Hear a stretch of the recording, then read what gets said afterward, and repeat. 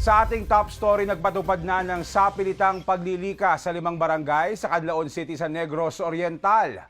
Itinaas na ng FIVOC sa Alert Level 2 ang Bulkang Canlaon dahil sa patuloy na pag-aalboroto matapos na pumutok Lunes ng gabi.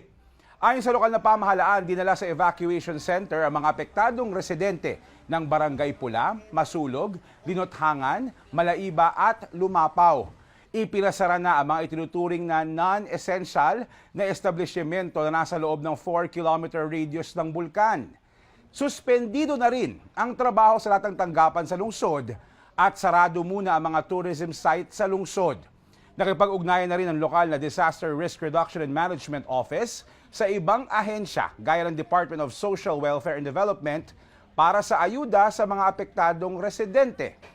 Nagpunta na roon si Social Welfare Secretary Rex Gatchalian para pangasiwaan ang disaster response operations. Namahagi naman ng face mask ang City Health Department dahil apektado na rin ng volcanic ash ang mga residente.